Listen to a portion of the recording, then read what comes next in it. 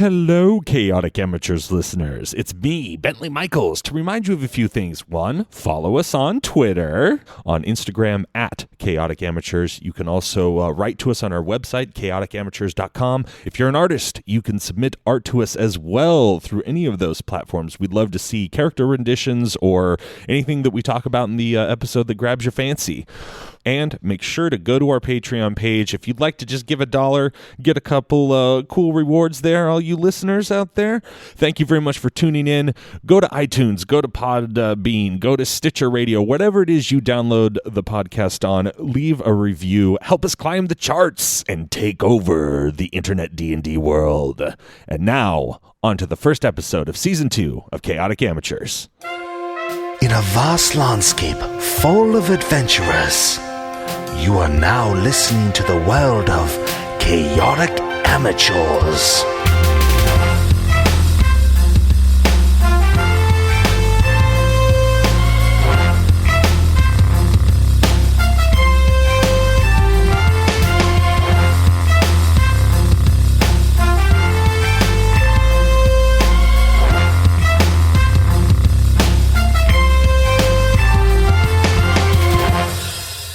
Greetings, Chaotic Amateurs listeners, and welcome to the new year.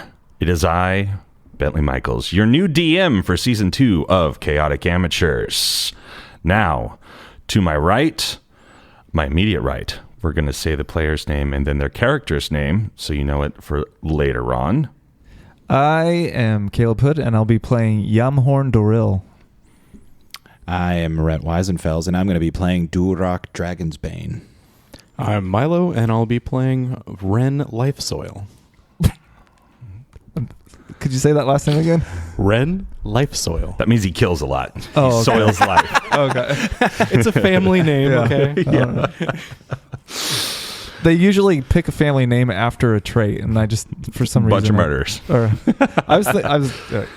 Now, if you haven't listened to the first part, the first 25 episodes of Chaotic Amateurs, go back because Yamhorn, he's a returnee. Rhett was our DM, and Milo is a new player, but also friend of the show because him and Boz were roommates for many years, and that's how I know Milo. And if you've listened to The Hateful Place, you've heard all of us four jerks playing but together anyway. Who's Boz again? He was Ayrton. Oh, yeah. Ayrton. I think I remember him. Now I do. Hey, yo, Bick!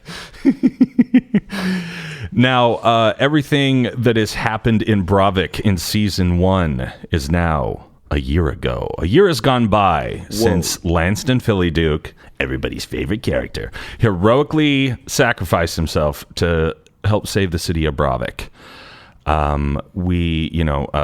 Yamhorn has had some business.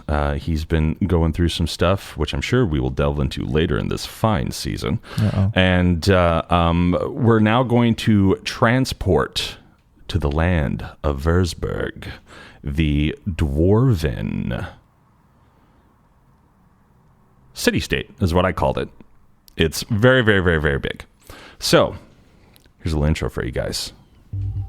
The capital state of Versberg is an ancient city, built from the very heartstone of the mountain from which its name. It's massive. Think Mount Everest. It occupies the uppermost part of the island, and it ensures that the city could not be directly attacked from the north, as they would basically have to attack a mountain. So it kind of crudely looks like that up at the top. To the west is the Whispering Sea, with the small port city of Darnturum for trading and bringing in goods. To the east is the waters of the Green Depths, also with the small port city named Bulgurum for bringing in goods and trading. Now, you can't really tell because it's an 8 by 10 piece of paper, but that little piece there, from east to west, hundreds of miles. Okay. So it's split off into 3 sort of sections, east, west, and central. And, it kind of goes out even hundreds of miles farther south and that sort of thing. Which apparently, I already knew, because what I have written here is the lands of Würzburg expand for hundreds of miles. But the heart of the city and original spawning point of the dwarven culture formed thousands of years ago is Würzburg. And while it has definitely grown outwards, and a great majority is still underground, if you were to go into the mountain, and as you sort of see, it's kind of like Helm's Deep. That's what the sort of squares and stuff is. It's built, like a huge community, but that thing is, 20, 30 square miles of a huge city. The sort of the ocean is in the back, and we'll post this. I'll draw a better one, and we'll post it on social media. The back of it is all ocean. And then you can kind of see like where the longest rectangle juts out. There's a little line with little squigglies. They basically built an ocean moat, and then the crag of the mountain. So basically they cut out the front of the mountain, and the crag of the mountain still goes up hundreds and hundreds of feet. So it's very hard to get in unless you're going directly through the center. And if you try to go over the walls, then you've got about a 30-40 foot expanse of ocean to get over before you get to the other outside walls and into the city. These dwarves are smart. Well, they know they know how to do it. Yeah. They sound like real beeholes. But once you get into the mountain and into the city, you could walk all day and not reach the other side of the city because of tombs, except for that sort of outside the expanse. But once you get into the mountain, and it also goes insanely deep down in and under the water and all that sort of stuff. Many of the passages and catacombs have been abandoned from back in the golden age of Würzburg, but many dwarves say there are tunnels that go so deep so as to cut through the heart of the earth. At the center of Würzburg is the main part of the city, which is what you can kind of see out there.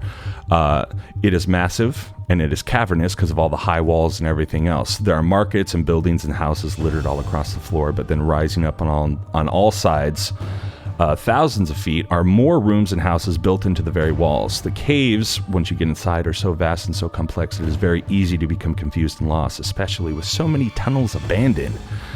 Now, while back in the golden age of Würzburg, dwarves were not ashamed to live on the surface and hunt in the open fields, which is basically once you get outside of the mountain and into the three other regions. They did, field work, forest, woodwork, and farm. Today, that isn't really the case. There is a split faction. Those who live above ground tend to be the workers, the drones, helping keep the capital and its inhabitants taken care of.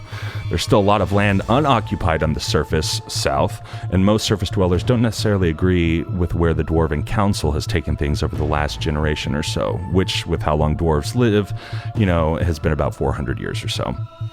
The political structure of Würzburg is a representational republic. They have an elected senate with dwarves from the different city-states of the land representing them in their best interest that makes most of the decisions in the government. The Senate in these last 400 years has become increasingly divided, with a minority wanting to keep the old ways and keep to themselves and not really interact with the other lands, such as Bravik, unless completely necessary for survival.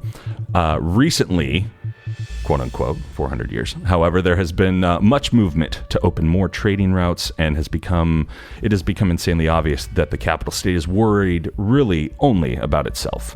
In the last 200 years specifically, it has gotten to the point that, of course, the rich get richer and the poor become poorer. And the people in the outskirts and all those lands, like I said, are basically, fending not only for themselves, but they have to offer up a certain amount to the capital every month. It's not about community and doing what's best for all dwarves. It's about oppression, fear, and keeping the capital happy.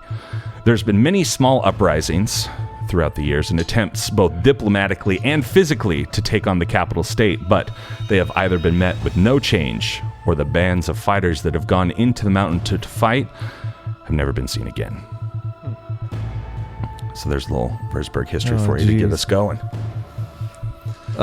So you said the Senate is divided. There's some kind of staunchy old people that would prefer there to are stay there are in the old younger ways. uprisings in the Senate that have been around, that are of the newer generation, that are definitely have the new ideas, and they're the ones that want to basically make rich richer, poor poorer. Oh. And the few outliers, because in those three city states on the outside, those 3 city-states on the outside, there are, they have their representatives, but once again, they're older and they're of the more, traditional ways of like, let's keep to ourselves, let's not make any trouble.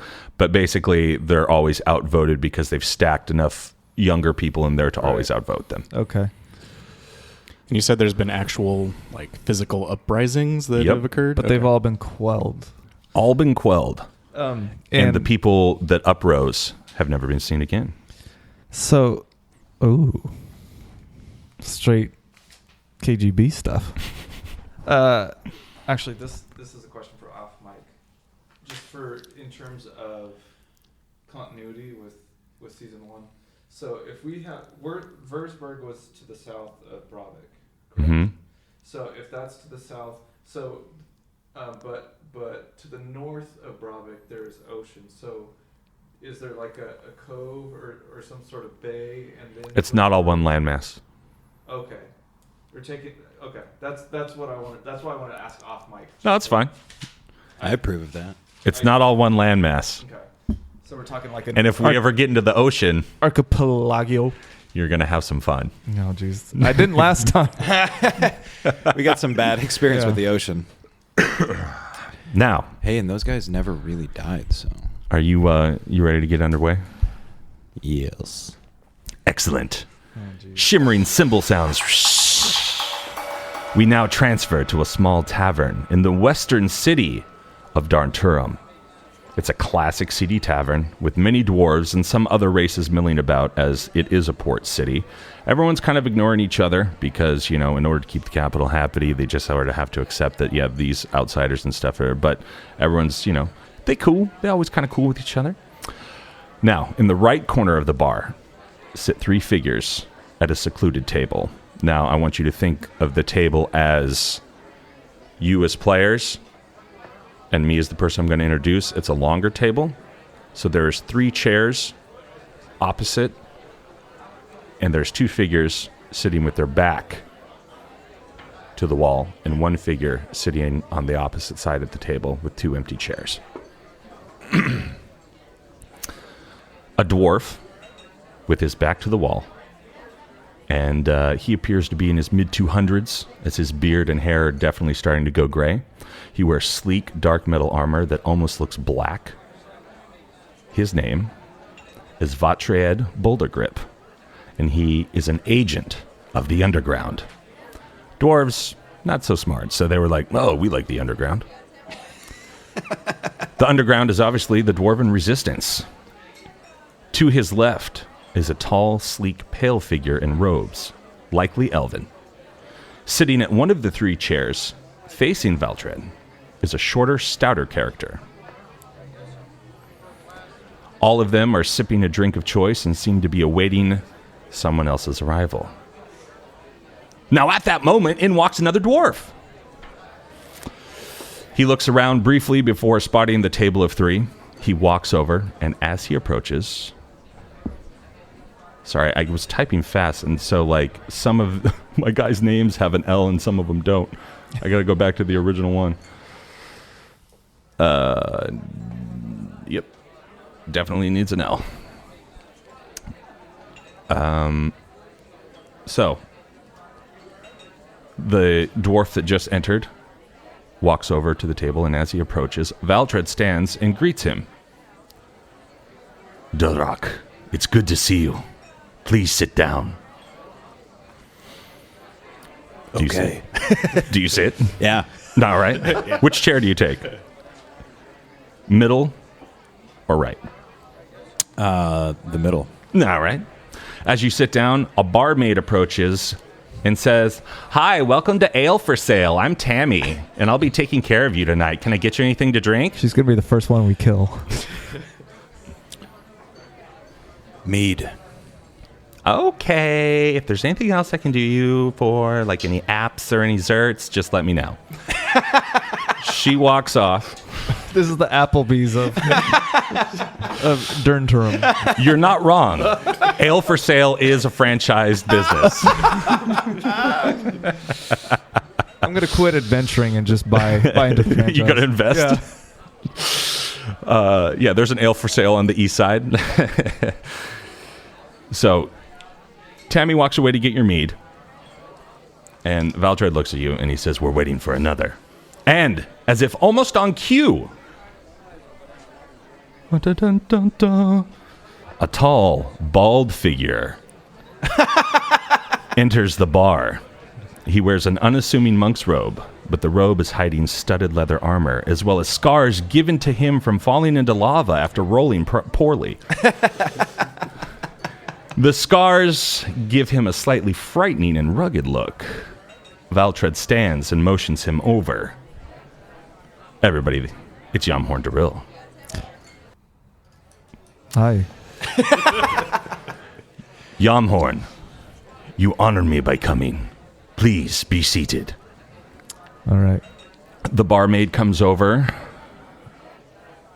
with your ale, Duroc, and she's like, oh, we have somebody new. Hi, welcome to Ale for Sale.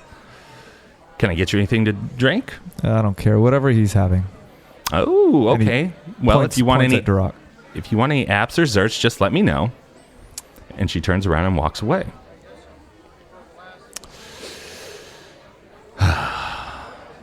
Gentlemen, thank you for coming.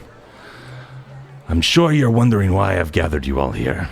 I will be brief and to the point, as I can't be out in public for too long. Not with everything that's going on.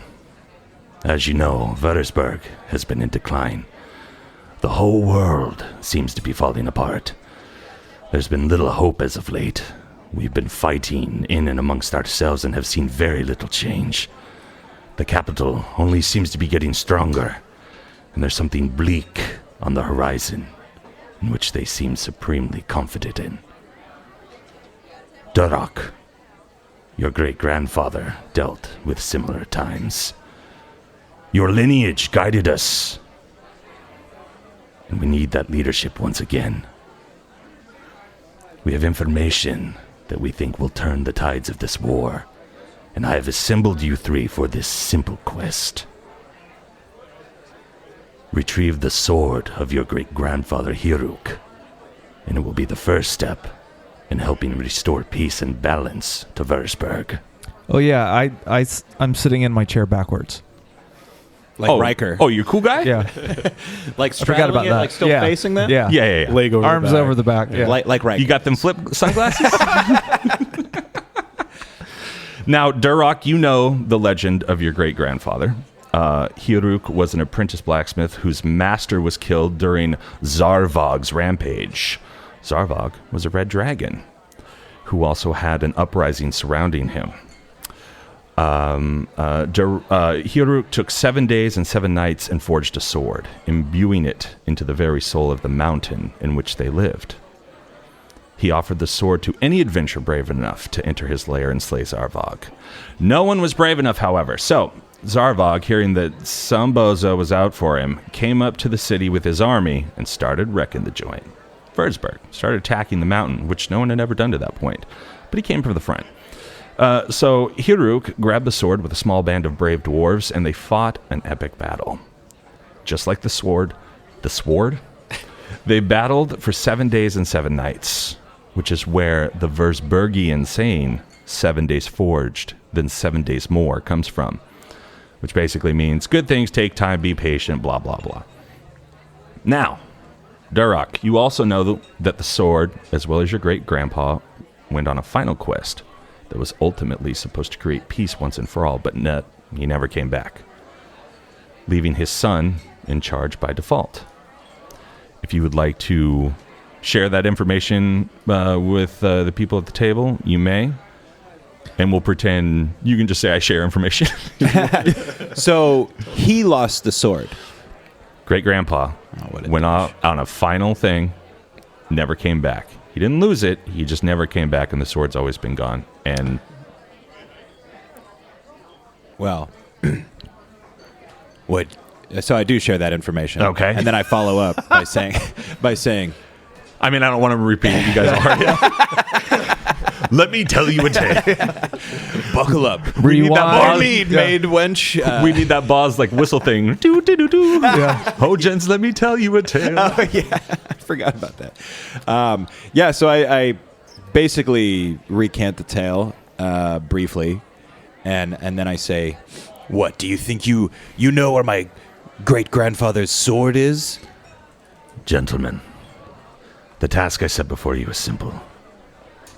Travel southwest through the Fry Oak woodlands and go to the ancient dwarven sea stone burial grounds. There, you will find Hiruk's mausoleum, which by my intelligence has enemy guards constantly on watch now. They believe the sword is there, and so do we. I thought nobody ever saw him again.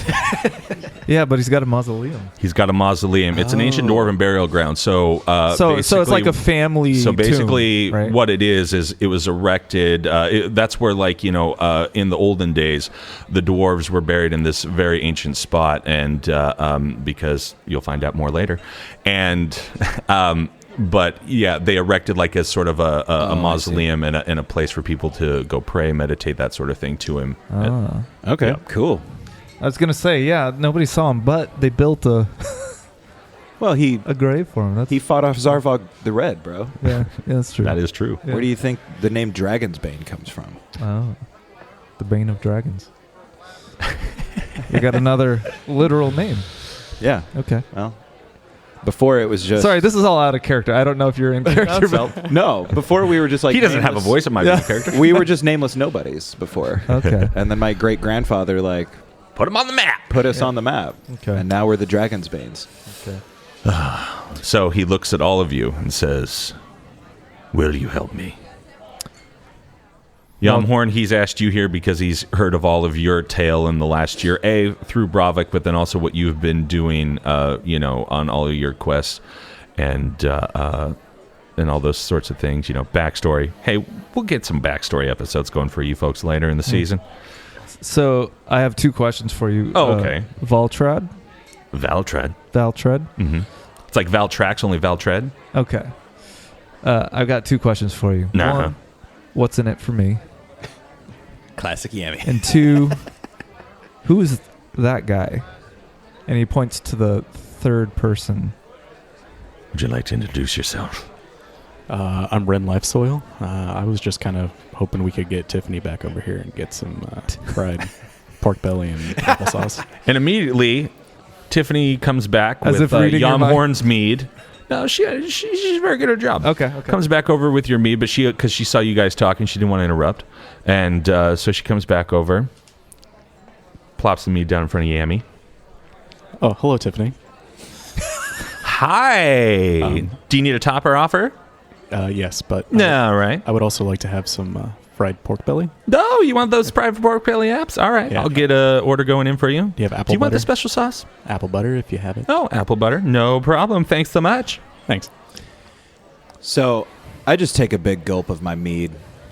Some of it runs down my beard, and I slam the mug down on the table, and I say, "This is ridiculous. You think you think you know where my grandfather's sword is? I would have went out and got it by now if it were so easy."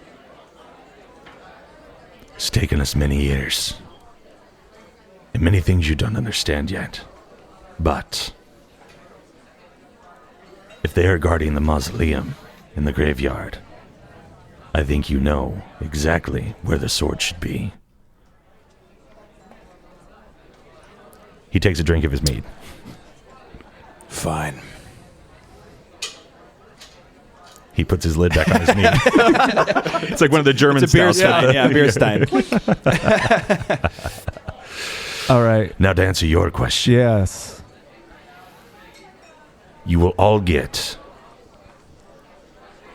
500 gold Okay. at the completion of this for your help in the underground resistance. Now I slam my fist on the table and I say, "You dishonor my family name if you think I'm going to go and claim my heritage for gold." You don't have to take it. Good. I was just being polite. I didn't expect you to.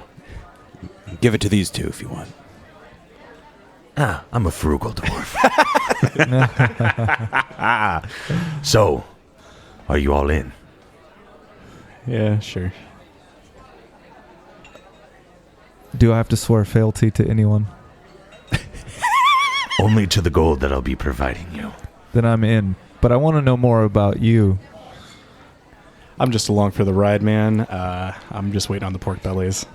I look to Valtret and I say, what qualifies this guy? Why is he here? Why did you pick him? What's his life story? Like, what's his strength? I mean, He's from shown all me I many- can tell he's is shown that me many he really skills. likes Tiffany. Well, And all we know about you, Eladrin, is that you like mead. and money. Right then, Yamhorn snaps back the hood off of his cloak and slams his fist down on the table and says, "You will not talk to me like that, or we will throw down." Gentlemen, And then he takes we're a an drink of ale his for mead. sale. Let's be a little classier. And at this point, Tiffany comes back over with your pork bellies and your apple butter. Hi, is there a problem here? Do I have to get the manager? Is everything to you guys' liking? Yamhorn says, "No problem here," and he just huffs off to the bar and is gonna just drink another mead at the bar. All right. He's exactly pretty much what I expected. Now, are you both in? You're crazy if you think I'm going to let somebody go and claim my family's inheritance without me. All right. He whispers something into the gaunt, creepy-looking figure next to him, and he comes over to you, Yamhorn, and brings you back to the table. Okay. To show that I won't be controlled by him, I nod in agreement. Yeah, I'll come back over, but I kind of like a pouting child when a parent tells them Sure. to do something. He wants to do it on his time, so he Sure. he slams back the mead first, and then turns back and then joins the table again. All right. Seat backwards. That's how you left it. Yep. Hood back on.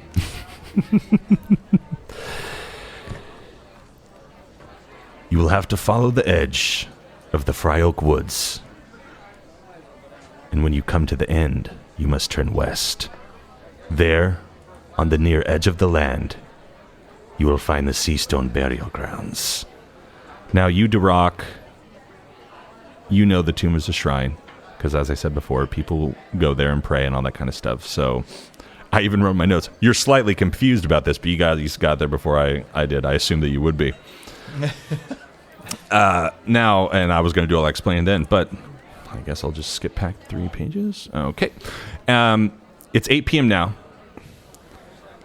Oh, I didn't italicize it. All my dialogue's in italics. It's 8 p.m. now. He's turned just into a pirate. And it will take you a day's ride to get there. You'll have to camp out in the woodlands and make the rest of your way tomorrow after you've rested. We have steeds for you, waiting outside. So, finish your food, finish your drinks, and off you go. I'll take another drink. Tiffany, Yeah. one more mead and another one for the road. Oh, you want that to go meat? Okay. She brings you back another a stein, and then what looks to be like some sort of a plastic cup with like a lid on it, like a sippy cup? to-go coffee cup. But it does have the little like Dutch Brothers like sort of like raised nipple like drinking area. So you guys head off. I see you going, Yeah. puckering up to drink it. That's fine mead. So when you've finished everything, don't worry about the bill. Valtred's got it. Damn, this guy's treating us like royalty. Yeah, I think- Well, outside. he goes, a little bit of history, a little metagaming for you. He goes back with your pops. Oh, He was like sort of like a younger dude under your pops and kind of like a right-hand man to him. So he's, a little bit younger than you. And since you sort of, separated from that thing, more information later, he kind of took over your mantle. Oh, Type okay. of I Yamhorn even though he says he took care of the bell, Yamhorn slams 5 gold onto the table, as whoever wants it can take it. So Yeah. if Tiffany takes it as a tip, Yeah, we leave it for he doesn't Tiffany. care. Yeah. She then spends it getting drunk at the bar later that night. Now's your chance. Go hit on her. And playing video slots. Cigarette just dangling Yeah, I from was her gonna lips. say cigarette. They're like rock. It's like if the Flintstones were to do it, you know. Oh, that's good. It's a living. So you make your way off southwestern along the edges of the Frylock Woods, and it becomes anywhere from 4 to 6 hours. So it's about 2 a.m. or so. I'd like to make it very clear, I'm not a big talker. So Perfect for a podcast. I know. If it's up to me, we're making the ride in silence. However, I got a feeling about this one over here. Milo, what's your character's name again? Ren. Ren. That's right. Rilo Ken. Earth soil. What was it? Life soil. Life soil. Because he soils the life with poop. The life of fools. Durok dragons. Durok. Tried to make it sound as Klingon as possible. Yeah. So, you guys can talk. You guys can travel in silence, but you make the journey. And at about 2 or so in the morning, you find a nice sort of little area that, like how if you go to certain campsites, that sort of thing, there's clearly like a half circle type thing where people have cleared off. Like this is, it's got a nice sort of picturesque view off in the distance. You can see the west sea. I forgot what it was called because it's all the way up. The like Whispering 3 pages. Sea? The Whispering Sea. You got it. And thank you for paying attention or writing notes. And yeah. I mean, I invented the And Whispering also Sea, so. And so you guys can set up camp, and if you have anything you'd like to talk about, you can, or you can go to sleep, eat some more food if you have, he gave you like a pack of rations and that sort of stuff. He's a very polite guy. He's sending you on a quest. So this is the Dwarven burial ground? We're not that there. we're heading near to. the We're going Fryoak towards Forest it. right You're now. you're about like halfway point type of thing. Can I know a little more about Dwarven burial and what this place might look like? You can when you get there, and you can see it. Or you can ask the party's dwarf There's if a he dwarf. knows That's anything. kind of what I was. Is there anything I need to know before I start talking? You can be real mystical. Well, if you're not talkative, you should just be real, like, minimalist. Yeah, you already said you weren't talkative. So. Oh, well, I'm just saying, like Like, if you could it's say, up to "I don't me, wanna talk I'm about not it." going to talk. But if people are going to ask me questions that are reasonable, I don't mind reasonable conversation. What I You just don't like like talking to idiots. is fluff. Yeah.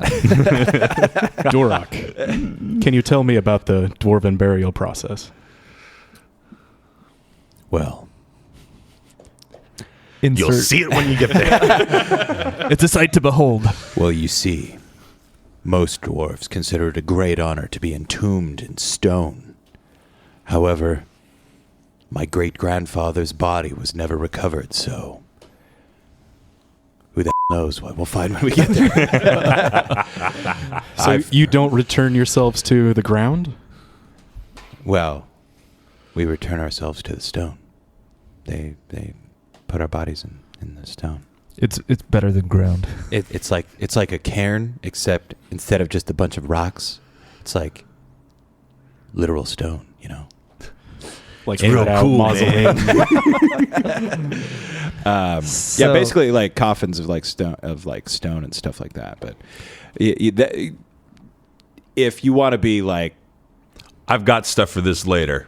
okay, So. you'll see when wait. you get there, Ren. let's do a little vignette or a little montage. So Yeah. as they're trailing off and talking about this kind of stuff, Yamhorn is disenchanted with conversation, and he goes and he disappears for a few minutes into the woods, and he comes back a moment later when their conversation about burial is winding down, and he's just got a couple of rabbits that he caught and just starts field dressing them and putting them over the fire, Okay.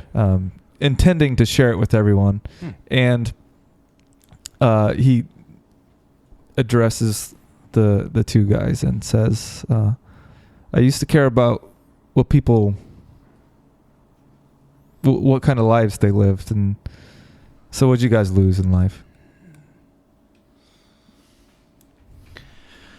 My father passed away around 10 years ago, and it really hit me pretty hard. 10 years ago. How old are you now? I am roughly 76. Roughly? You don't know? I am a very old Okay. halfling. You stopped caring. kind of. It stopped mattering over the years. Okay.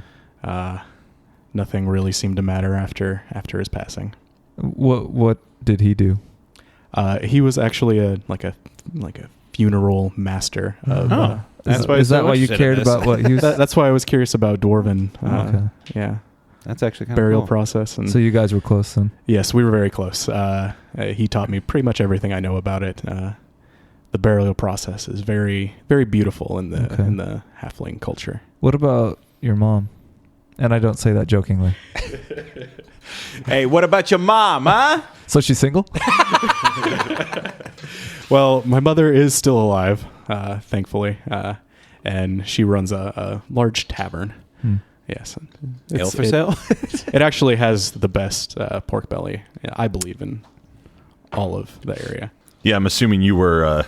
testing the you were like, competition. nah, not like Mom used to make. I was actually a pretty big fan of the apple the butter. apple butter? Yeah, it was tasty.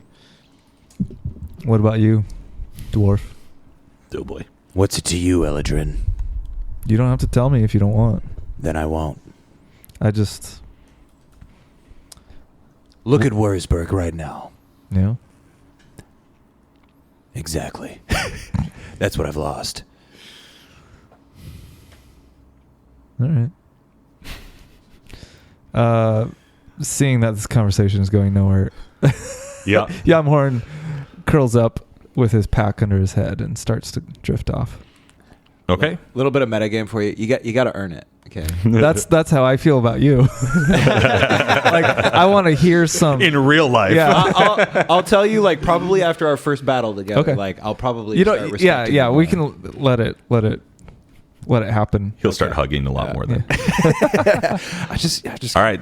So you guys ate some rabbits, belly's full, all warm, fire's going. I thank you with a grunt and then turn over and go to sleep. So have you all Lousy, unthankful dwarf. have you all gone to sleep here? Wash up a little bit and say a quick prayer, and then that's Okay. Is anyone taking watch? Nope. I'll take first watch. Okay. And then I let myself drift once he says that. And I walk away from the fire a little bit, you know. I kind messes of with my night vision, so my I don't know if you'd say MO, but it's more of out of habit and just kind of like whatever. Let's just get this over with. Figure out who's taking first watch, and then I'm immediately to bed. But realistically, I don't care. I'll just deal with whatever happens. You know? Right. I just volunteered to take it because that's And you super walk easy. away, and so you're sort of out looking over the ocean. Now, I want all of you to make a wisdom check. Do I make one if I'm Yep. falling asleep? That's why I said all of you. And put it against your perception. Thank God.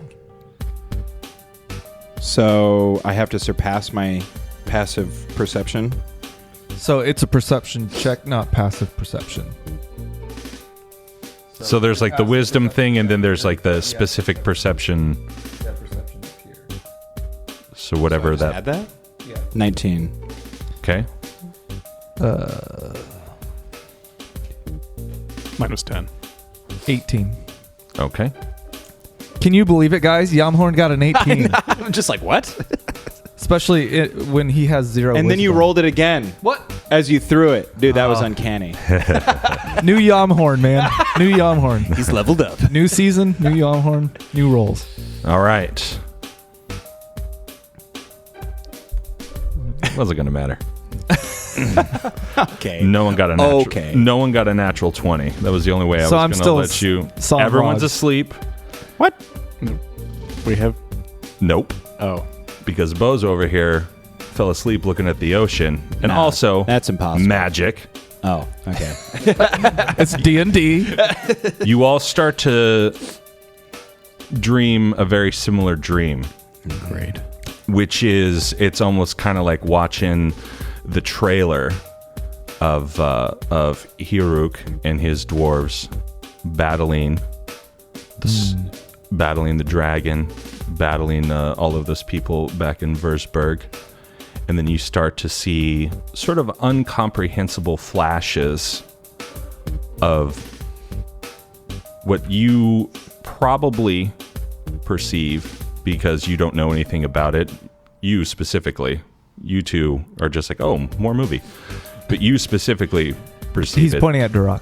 Sorry, I couldn't remember his name. Yeah. Durak, I'm just going to start calling you The Rock. Durak, you specifically get the idea that this is probably the final quest and mission he went on. And it's just passing images and that sort of stuff, but it all leads back to the cemetery and the mausoleum itself. It kind of like flies in and then like zooms in.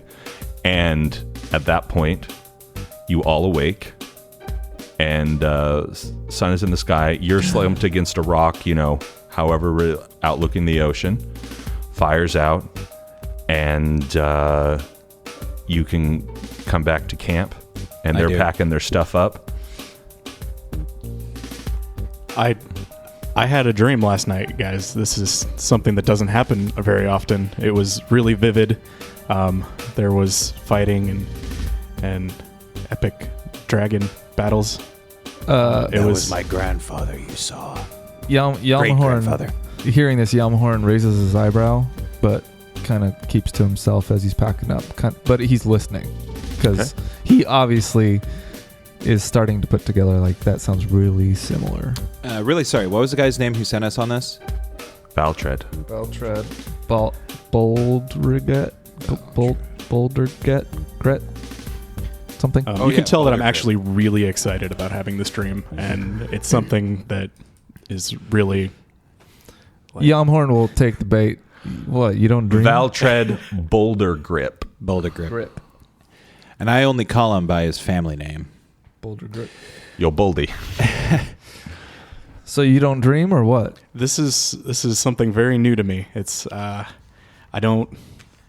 Are halflings real people? Do they not? Like, are they machines? I've heard of these things, but it's not something I've really experienced in my lifetime. I'm really aghast at this. My mind is just normally quiet at night, and this is. Have you had one of these vivid experiences before? I think this was more than a dream. Is this from somewhere greater than us? Was this given? Yalmahorn says, consider it a blessing that you haven't had dreams up to now. All I have are nightmares. Agreed. Super emo style. I look at you and I give you an understanding nod. Yeah. All right.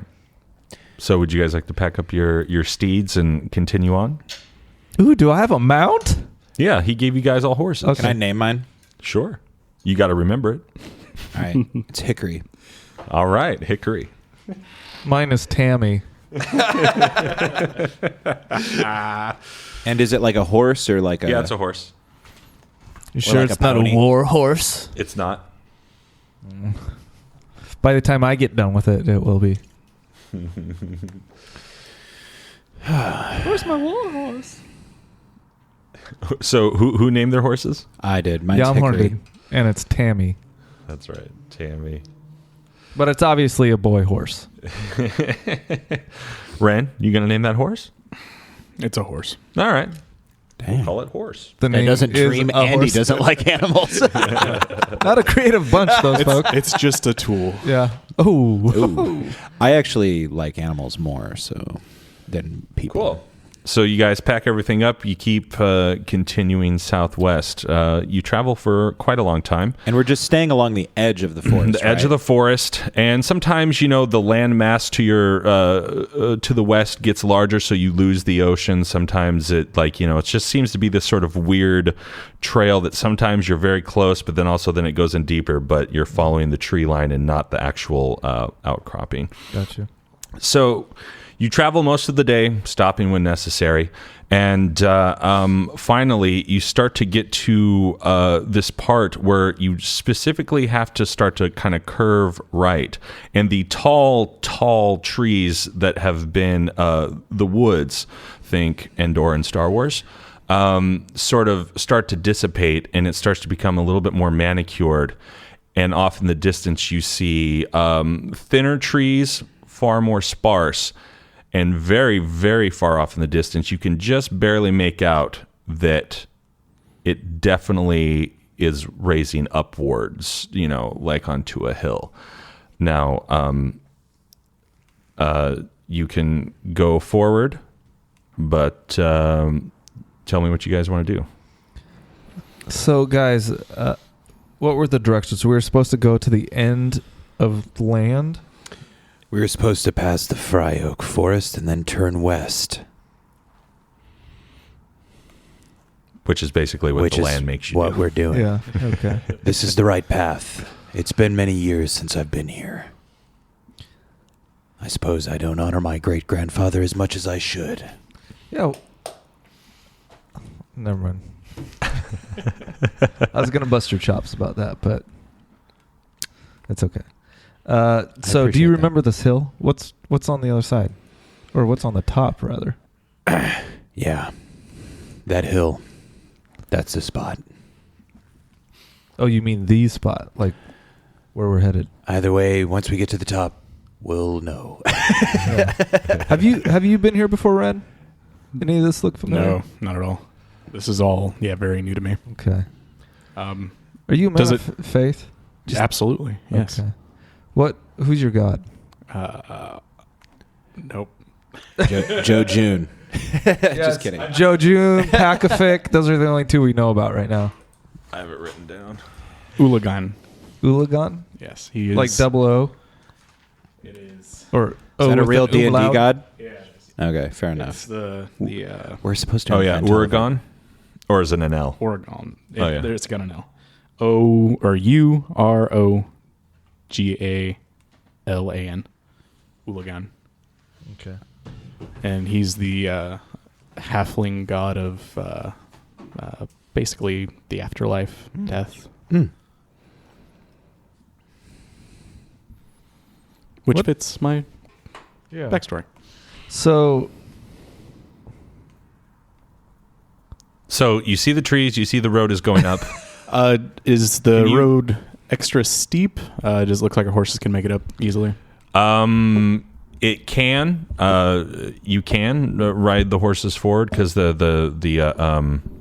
trees, like I said, are far more sparse and definitely newer looking. So like there's much more clearer field of vision. Okay. So it's not that steep. From where you're at now, no. Okay. So would you guys like to ride forward? Yeah, I've started already. But Okay. I'm slowing. Like if we were going at like a gallop or a relatively quick pace before, I'm slowing down. I want to hear more about his God and why he believes in him. Basically, I grew up as we're making progress. I grew up. My father was a pastor for the community. He did all of the burials, and I kind of followed in his footsteps for a long time. And I went to like a cleric school and learned about the different like things that you do as a pastor. Duroc, make a perception check. Oh, this ain't good.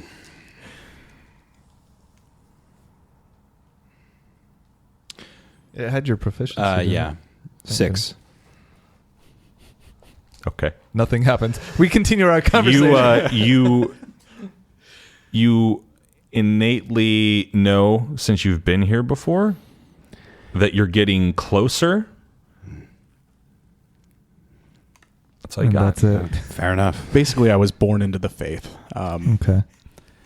I kind of don't feel like he has blessed me as much, and I've kind of strayed away. At that, Yamhorn scoffs. Like he's like.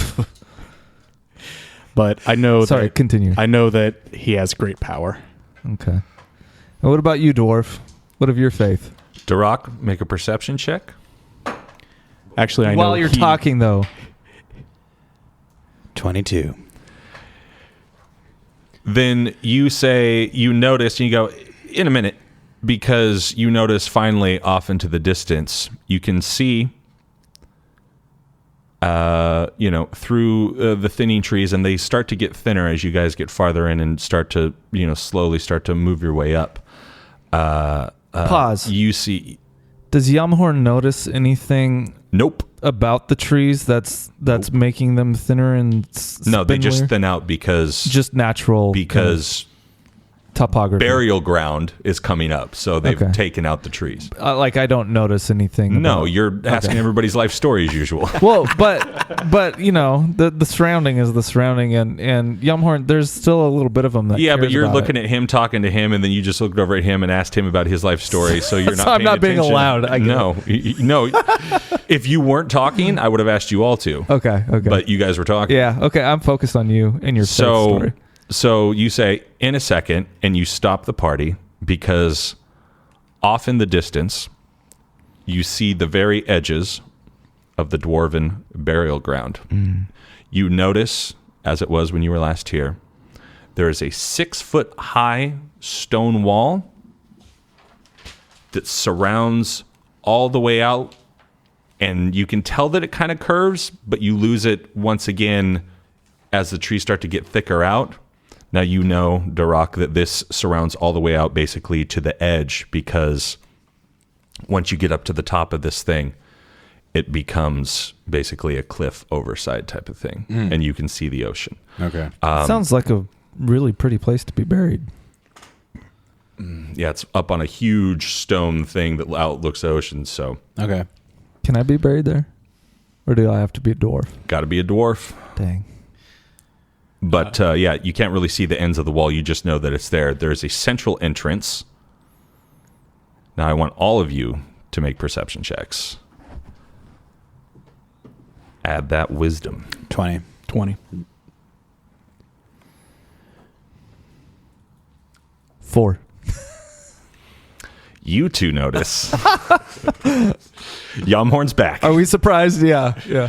You two notice that there are 2 small figures at the front of the cemetery. And they're the size of dwarves, but you get the feeling that they are not quite like a dwarf, just because, like, in the distance you see them, and you've been around dwarves enough that you see them, you go, looks like a dwarf, but maybe something else. How would you like to proceed? I mean, personally, personally, I'm one to just walk through the front. I would like to just walk my horse right up there, and I'm still waiting for a faith talk. I don't know about any of this, so. There's some people up here at the gate you should probably what? be aware of. Also, Yeah, Duroc, you know that this place is not guarded. Also, you know that Valtred had told you there are there's enemy enemies. guards. And he told that to him only. Oh, I told it Or all was of it- you. We were at Did the I just table. forget You it? might have Yeah. been like sulking over Sulking. at the bar. Yeah. Yeah, it could have been during your I was just pout waiting for like gold, mead.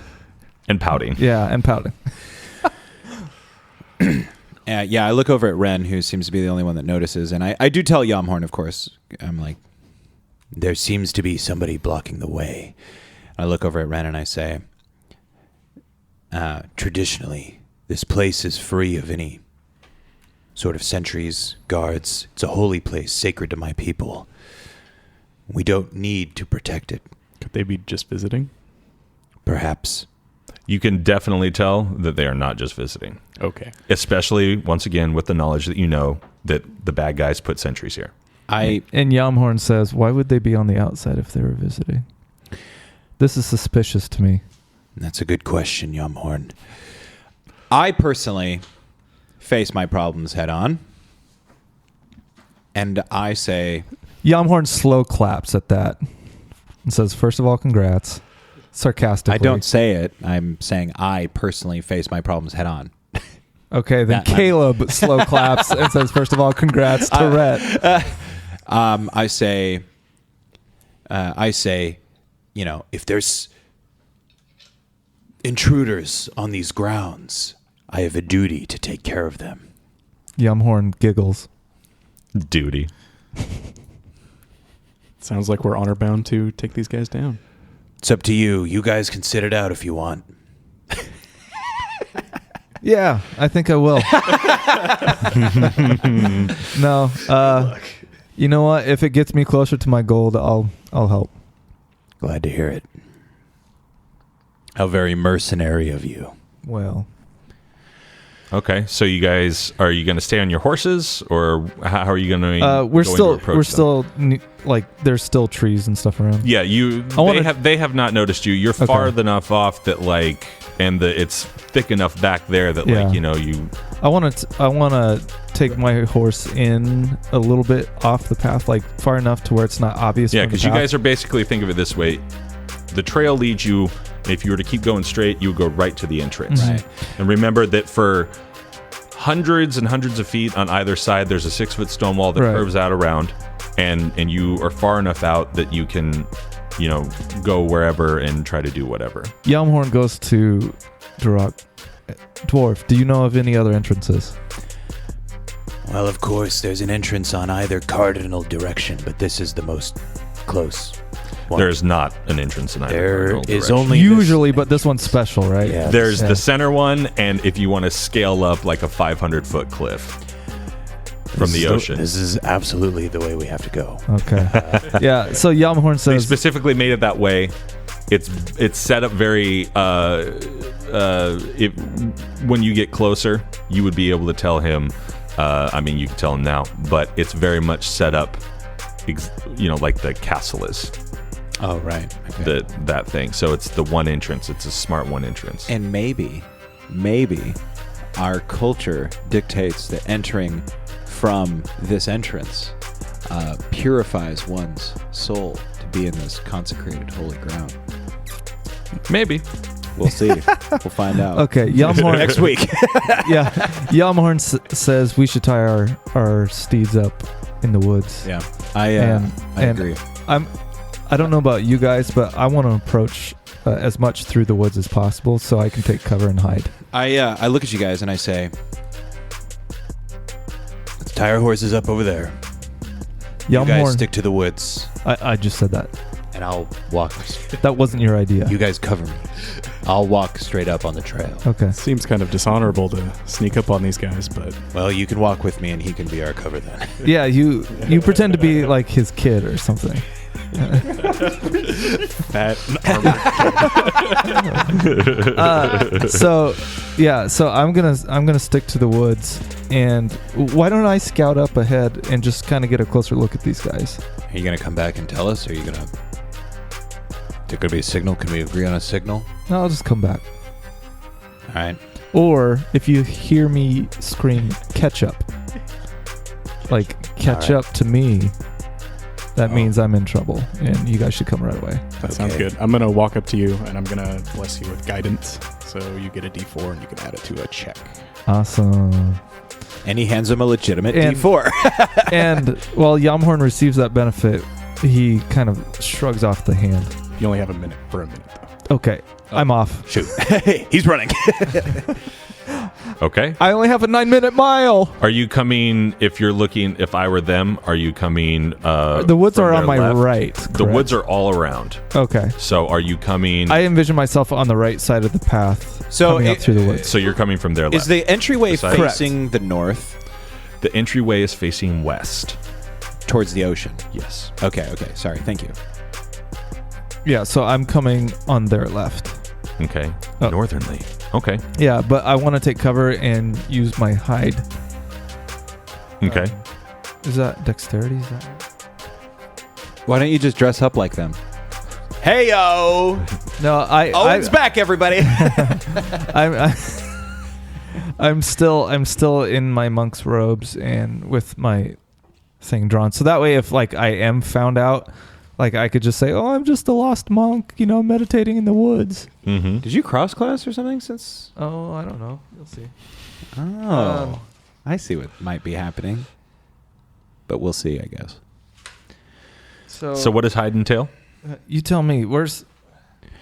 When you try to hide, make a dex check. Until you are discovered or stop hiding, that check's total is contested by the wisdom perception. check Yep. of another Okay, creature that's right. that is actively searching for signs of your presence. And it sounds like since they're guards, they're probably continually... You can't hide from a creature that can see you, and if you make noise, you give away your position. Okay. An invisible creature can't be seen. So it can as always you're try to hide. so as you're approaching, I'm going to have you roll stealth. Okay.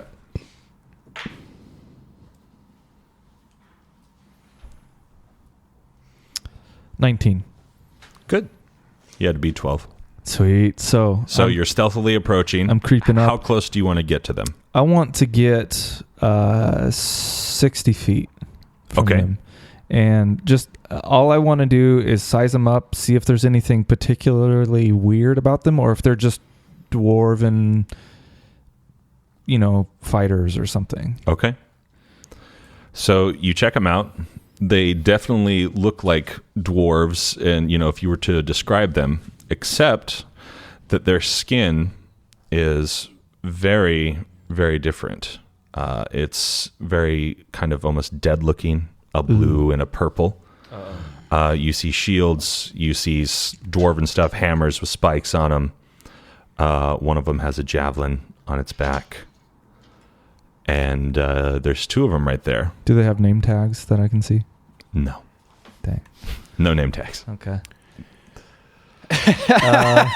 So what would you like to do?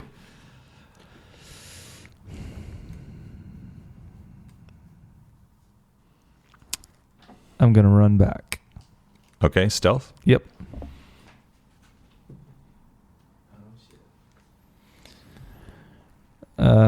Uh, 13. Whew. You can use guidance before or after your roll. Well, he said it was a... oh, no. You beat me. Oh, thank God. Oh, thank God. Okay. I got a 12. Okay, good. So I make my way back. I feel like with just barely beating it, I step on a twig and it cracks and they kind of... What was that? And then They might perk up, but also they've been out there for a while, so they're used to things in the trees and that sort of stuff. So yeah, and then I make like a fake bird noise. I go, caw, caw. they shrug it off. All right. Bird over And there. must have been a bird. Wait, I didn't use it yet. It wore off. You only have it for a minute. Okay. So I make it back to the guys. I say, these do not look like ordinary people. As you can tell, they're dwarven, but there's something far, far worse about them. Their skin is just disgusting. It's all purple and green, and they have spikes on their weapons. And one's got a javelin, so we got to be careful about that. Knowing anything about dwarvish culture, do I know what that entails? Is that familiar to me? Make a history check. Yes, I that's what you read my mind. I would also like to make a history check. Go for it. Because you grew up in dwarven lands. Adjacent. I've read a lot. Yeah. Dwarven adjacent. 16. 21. Okay. The non-dwarf gets the... Well, halflings and dwarves, they live yeah. near one another. They're both short. Duroc, this sounds familiar to you, but it's just sort of escaping. Okay. You're like, it's that Ren, you know that this is not good. That's all he knows? No, that's called dramatic effect. Because there's going to be music playing in the background. Oh, yeah. Ren, you know that these are called Duragar. Sounds bad. Now all of you need to make a perception check. Oh, jeez. And how many checks are you going to have? 22. Wait, do you relay that to us? I do, of course. Yeah, of course. 12. 7. Okay. You relay that because you're close enough to the wall now-ish that you can see into the cemetery. You relay to them that you're fairly certain out of the corner of your eye you saw something moving, but when you looked, it's not there anymore. You would attribute it, it's like you see shapes moving, and you go, and then not there, but it's like it caught your eye. Something seemed to be walking through the cemetery. It definitely seems like something is like desecrated this place. Okay. Real quick, I go, I assume Boulder Grip wouldn't have contacted you if you guys weren't proficient fighters. And I place my hand on the pommel of my sword. Yumhorn brings up the equivalent of the middle finger. I'm just saying. So what would you guys like to do? So what's our plan of attack, guys? Look, I personally want to walk up to the front of the gate. That's my and just plan. see what they do to you? Yeah, if you guys want to like cover me, that's fine. You can go with me. You were saying you kind of like that idea. You can back us up. You can. All right. Do you want to flank? Like if you take the left side, I'll take the right side? Sure. Or Okay. do you want to stick together? I'd rather be close to one of you. Okay. Yeah. Yeah, it's up Who's- to you. Yeah. Metagame. I get it. I know why. Okay. It's up to you. Yeah. You and I, which side do you want to take? Same side I went up? I know it pretty well now. Yeah. I mean, Okay. that seems like the safest Okay. bet. Let's do that. So I walk right up to the gate, and the entire time I'm resting my hand on the pommel of my sword, Mm-hmm. and I'm standing up straight. I'm sort of like emitting my Dwarven authority. confidence. Yeah, my dwarven confidence, my authority. So yeah. Okay. And we're sneaking, right? Mm-hmm. Okay. So Okay. I'm not sneaking. but Yeah, they are. Okay. do we need a roll for that, or is it Duroc. matter? Uh-oh. Do you say anything? Ho there! As I'm approaching them. Ren, I think it's about to pop off. Okay. They don't respond, but they definitely, the one on the right readies his hammer. All right. Yeah, if you guys were Okay. looking at it, your guys is right, which is the side you two were approaching from. Readies his hammer. Correct. The other one has two smaller hammers in his hand. Okay. with I the just javelin address on his them. back. I just address them like I would any other sort of soldier, Mhm. since like in my past I held rank. So, I just say, "Soldier, what regiment are you with?"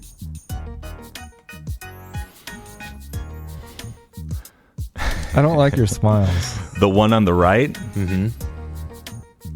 chucks his warhammer at you. Okay. Mother. That's no small feat. And with that, we end this week's first episode. Thank you very much, everybody, for tuning in to Chaotic Amateurs. Now, signing off. To my right, we have Caleb as Yamhorn Doril. Rhett as Duroc Dragonsbane. And Milo as Ren. and I've been Bentley Michaels, your DM. Grab your swords and keep on adventuring. Follow us across all platforms with Chaotic Amateurs. Please subscribe, rate, and review our show on your podcast app of choice to help us climb the charts and find new adventurers. Or become a patron on Patreon to help our heroes continue their quest. Thank you for listening to Chaotic Amateurs.